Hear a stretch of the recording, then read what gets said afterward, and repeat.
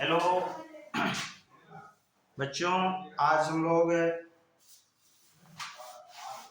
मानक रूप पढ़ेंगे।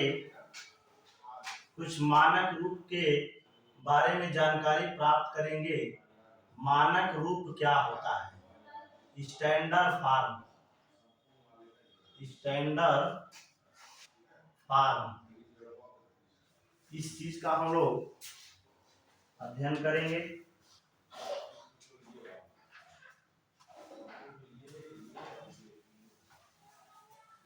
मानक रूप क्या होता है? अगर कोई संख्या दी गई है, कोई संख्या है और उस संख्या को अगर हम 10 के पावर के रूप में दिखा दें या 10 के पावर के रूप में दर्शाएं, तो वह रूप जो होता है मानक रूप कहलाता है।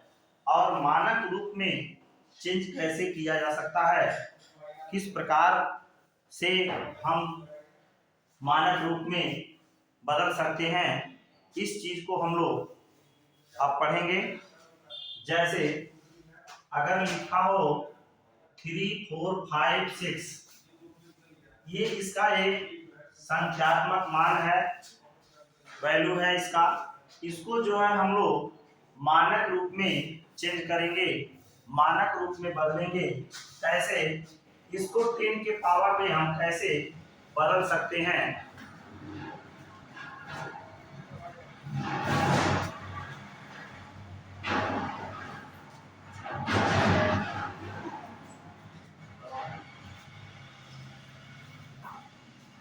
मानक रूप में किस प्रकार इसको चेंज किया जाता है? जैसे अगर ये 3, 4, 5, 6 लिखा हुआ है, तो कोई भी पद लिखा हो, मान लीजिए 25 लिखा हुआ है, इस 25 के जस्ट हम पॉइंट लगा सकते हैं।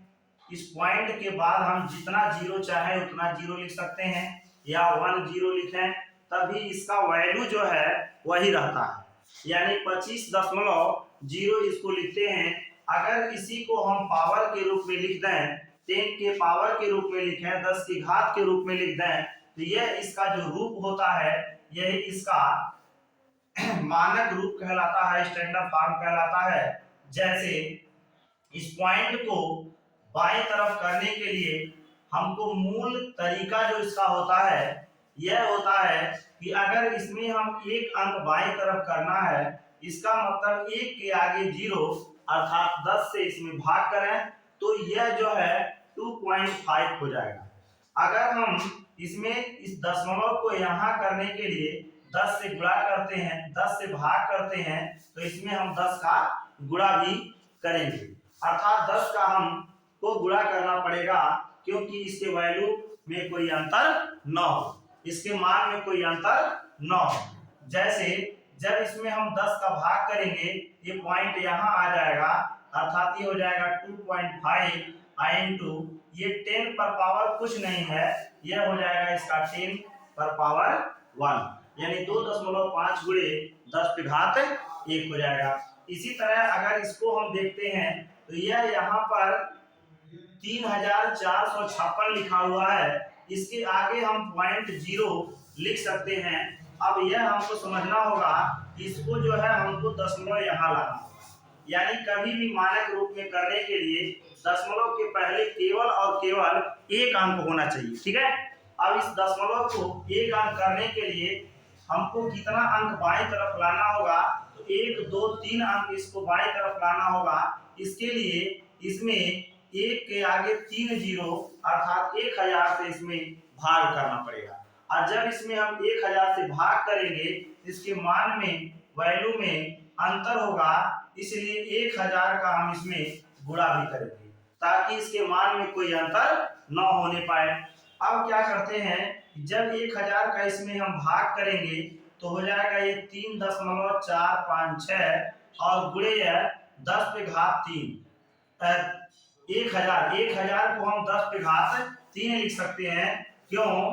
क्योंकि हम जानते हैं कि 10 इंटू 10 इज इक्वल टू 1000 होता है, अर्थात 1000 होता है। अब यहाँ पर रूल लागू होता है, x पर पावर m इंटू x पर power n is equal to x पर पावर m प्लस n। ये चीज यहाँ पर लागू होता है।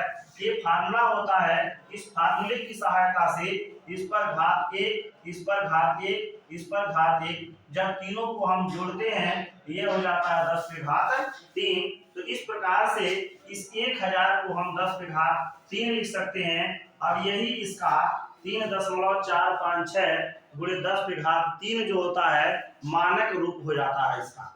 अब इसके बहुत सारे तरीके हैं चेंज करने के। मान लेते हैं ये तो सिंपल तरीका है, ये थोड़ा साधारण है, इसको बदलना आसान हो जाता है। अगर इसी के घात के रूप में यह ऑलरेडी लिखा हुआ हो, जैसे लिख दिया 2 4 5 और गुणे 10 पे घात -3। अगर इस तरह लिख दिया और इसको कहता कि मानक रूप में बताइए या यह मानक रूप में है कि नहीं है, इसके लिए यह जानना होगा इसका पॉइंट कहाँ है। इसका पॉइंट कहाँ है, पॉइंट के ऊपर यह निर्भर करता है कि यह मानक रूप में है कि नहीं। मानक रूप में करने के लिए इसका पॉइंट हम देखते हैं तो यहाँ पर पॉइंट इसका है। अब इस पॉइंट को हमको यहाँ लाना होगा। इस पॉइंट को जब हम यहाँ पर लाएंगे तब क्या करना होगा, हमको इसमें 100 का भाग करना होगा। 100 का जब भाग करेंगे तो 100 का हमको इसमें गुणा भी करना होगा। इस प्रकार से जब इसमें 100 से भाग करेंगे यह हो जाएगा 2.45 और गुणे यह 10 पे घात -3 और यह 100 का मतलब हो गया 10 पे घात 2, यानी 2.45 और गुणे 10 पे घात -3 और ये +2, यानी 10 पे घात -3 + 2। इसका मतलब 10 पे घात -3 और +1 यानी -1 हो जाएगा। -3 में से +2 घट जाएगा तो हो जाएगा -1। अब ये इसका मानक रूप कहलाया, यानी यह इसका मानक रूप हो गया।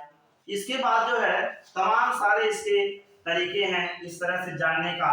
पहले तो हम यह जानेंगे ये दशमलव बाएं तरफ इतना अंक किया जा रहा है तो होता कैसे है या हो कैसे रहा है। जैसे अगर हम इसी की बात करें 245 है, 245 में हम 100 से भाग दिए तो दशमलव हमने कहा यहाँ कर दिए। दशमलव यहाँ जब आ गया तो ये कैसे हुआ, इस प्रकार से हुआ कि जब 100 का 245 में भाग करेंगे तो पहली बार यह दो बार में जाएगा, यानी 200 हो जाए। जब इसको घटाएंगे ये 5 हो जाएगा, ये 4 हो जाएगा। अब ये भाग नहीं जा रहा है। अब भाग नहीं जाता तो हम क्या करते हैं, यहाँ पॉइंट लगा करके 0 बढ़ा करके वह 0 यहाँ नीचे उतारते हैं और यहाँ पर पॉइंट लगा दिया जाता है। ठीक है। अब 100 से जब इसमें फिर भाग करेंगे तो 450 है, इसका मतलब ये 4 बार जाएगा, यानी 400 हो जाएगा। फिर इसको घटाएंगे तो 0 होगा, 5 होगा, अभी भी भाग नहीं जा रहा है। तो हम पहली बार में ही बताए हैं इसके आगे जितना 0 चाहे हम इतना 0 लगा सकते हैं। अब ये पुनः एक 0 उतारेंगे तो अब ये हो गया 500, यानी 500 हो गया।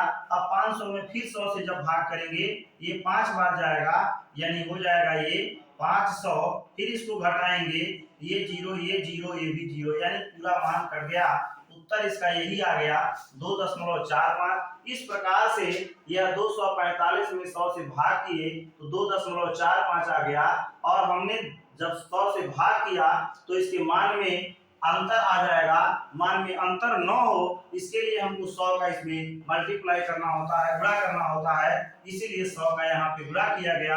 अब 100 को 10 पे घात 2 लिख सकते हैं, इसलिए यह 10 पे घात -3 पहले से है तो 10 पे घात -3 गुणे 10 पे घात 2, 10 पे घात -3 में से +2 जाएगा 10 पे घात -1, यानी 2.45 गुणे 10 पे घात -1, ये इसका मानक रूप हो जाता है।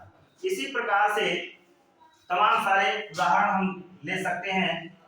जैसे 20.325 अगर ऐसे लिखा हुआ है और इसको कहे 10 पे घात 5 का मानक रूप बताइए, इसका मानक रूप क्या है। इसके लिए हम क्या करते हैं, यहाँ पॉइंट लगा के 0 बढ़ा सकते हैं। तो इसके बाद 1 2 3 4 यानी 4 अंक हम बाएं तरफ दशमलव को लाएंगे। इसके लिए क्या करना होगा, 20325 में 1 के आगे 4 0 से हम इसमें भाग करेंगे।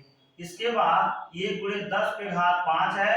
अब 1 पर घात 4 एक के आगे 4 जीरो मतलब 10,000 का जब हम भाग किए तो 10,000 का हमको गुणा भी करना होगा। इसलिए यह जब भाग कर देंगे तो 2.0325 और गुणे 10 पे घात 5 और ये हो जाएगा 10 पे घात 4। जितना जीरो होगा उतना ही 10 पर पावर हो जाएगा, यानी 2.0325 और गुणे 10 पे घात 5 4 9। ये इसका मानक रूप हो जाता है। इस प्रकार से ये धनात्मक यानी दशमलव को बाईं तरफ करने की प्रक्रिया के बारे में हम लोगों ने आज सीखा। इसके बाद जो है अब हम लोग दशमलव को दाहिनी तरफ करना हो तो क्या करना होगा, अब इस चीज को हम लोग नेक्स्ट वीडियो में सीखेंगे। और आज इतना ही। इस प्रकार से आपको पॉइंट टू पॉइंट एक एक बातें जो है धीरे धीरे हम बताते रहेंगे। इस तरह से हमारे वीडियो को आप लोग जितना अधिक देखेंगे उतना ही आपको ज्ञान मिलेगा। और इस तरह से जनरल ज्ञान की बातें हैं, जनरल चीजें हैं जो हर किसी को जानने की जरूरत होती है। ऐसे बिंदुओं पर मैं पहले फोकस कर लूंगा, उसके बाद फिर जो है हम कुछ और भी बातों को बताएंगे। आप लोग हमारे चैनल को लाइक करें, सब्सक्राइब करें, शेयर करें और अधिक से अधिक आप इसका लाभ उठाएं। धन्यवाद।